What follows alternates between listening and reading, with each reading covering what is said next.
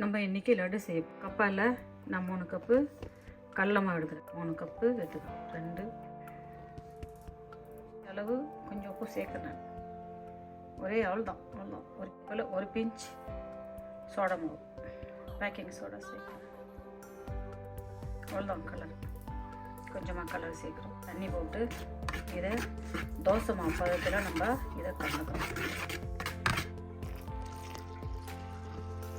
தண்ணி கொஞ்சம் கொஞ்சமாக சேர்த்து இதை நல்லா கலக்கணும்.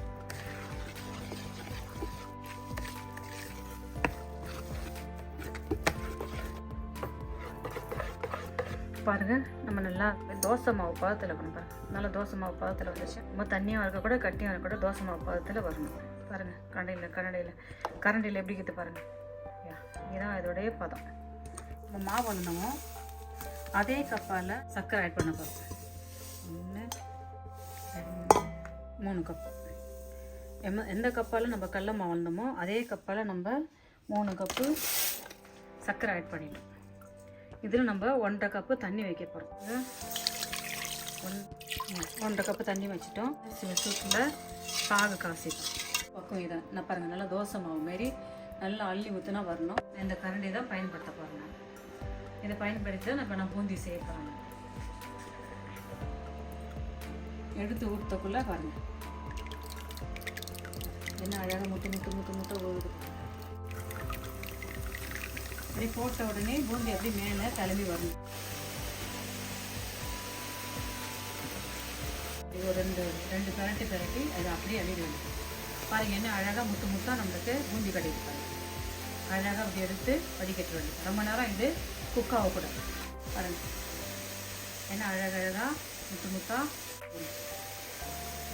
ஏன்னா நம்ம இது வந்து மாவு கரைக்கிறத பொறுத்து இருக்குது. மாவு வந்து நம்ம நல்லா அழகாக தோசை மாவு பழத்தில் இதை கரைக்கும். ரொம்ப நேரம் இதை வேக விட்டால் முறமுறன்னு ஆகிடும்.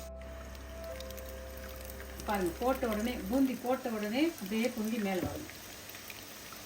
அதான் இது எடுக்கணும். சும்மா அப்படியே 2 திருப்பி எடுத்துடணும். அப்படி பொரிய நல்லா விடக்கூடாது. இப்படி போட்ட உடனே அதை கிண்டி இப்படி எடுத்துட வேண்டியதான்.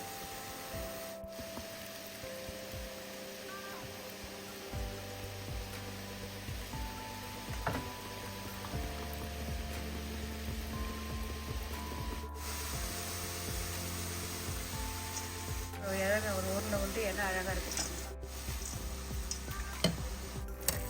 பாருங்கள். நம்ம இப்போ பாகு வந்து ஒரு கம்பி பாதம் வந்தால் போதும். பாருங்கள் எப்படி உழுத்து பாருங்கள் பாகு. அப்போ பாருங்கள், இதை தான் வந்து ஒரு கம்பி பாதம் சொல்லுவாங்க. ஒரு தொட்டு பார்த்தா பாருங்கள், ஒரு கம்பி பாதம் இருக்குது. இப்படி தான் இருக்கும். ஐயா, இது போதும். இதுக்கு மேலே நாங்கள் பாவை காசு தேவையில்லை. அடுத்து நம்ம கொஞ்சம் மிக்சி ஜாரில் போட்டு கொஞ்சம் அரைச்சி எடுத்து வரலாம். இப்போ நம்ம வந்து நம்ம மிக்சியில் கொஞ்சம் பூந்தி அரைச்சி எடுத்து வந்துக்கிறோம். அதை நம்ம இதில் ஆட் பண்ணிக்கலாம். இதெல்லாம் நம்ம சேர்த்துக்கலாம். சேர்த்துட்டு நம்ம இப்போ பாவை வந்து இது கூட நம்ம ஆட் பண்ணிக்கலாமா. சர்க்கரை பாவில் நம்ம ஏலக்காய் தட்டி சேர்த்துக்கிறோம். பொடியாக நறுக்கின முந்திரி பயிறு, அதில் கொஞ்சம் திராட்சை. இப்போ இதில் கொஞ்சம் நெய் சேர்த்து நம்ம அதை வறுத்துக்கணும்.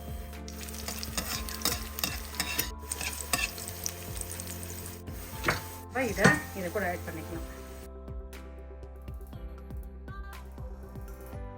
காய்ச்சியும் நெய்யில் வறுத்து நம்ம இதை சேர்த்துட்டோம். காய்ச்சி வச்ச பாகை இது கூட நம்ம ஆட் பண்ணிக்கலாம்.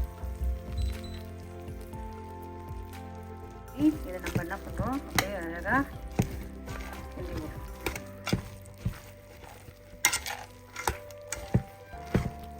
எல்லாம் சேர்ந்து இது ஒரு பதமாக வருது. ஒரு புடி கற்கண்டு சேர்த்துறேன்.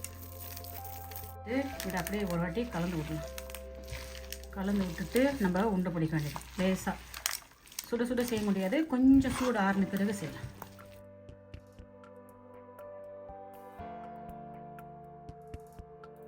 உண்டை பிடிச்சி பார்க்கலாமா. பாருங்கள், சின்னதாக எடுத்து நம்ம அப்படியே எடுத்து உண்டை பிடிக்க வேண்டியதான். கையில் ஒட்டுதுன்னு சொன்னால் நம்ம என்ன பண்ணோம், கொஞ்சம் கையில் நெய் தடிக்க நல்லாயிருக்கும்.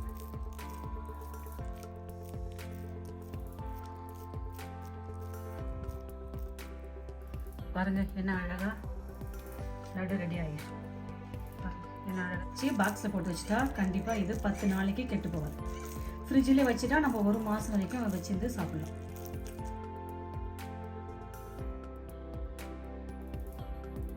பார்க்கறது ரொம்ப பாருங்கள், நம்ம என்ன அழகாக ஒரு பூந்தி லட்டு செஞ்சுட்டோம். பாருங்கள், நீங்களும் வீட்டில் இது போல் ஒரு முறை ட்ரை பண்ணி பாருங்கள் செஞ்சுக்கலாம். பாருங்கள் என்ன அழகான ஒரு சூப்பரான சுவையான ஒரு பூந்தி லட்டு ரெடி. நீங்கள் தேங்க்யூ.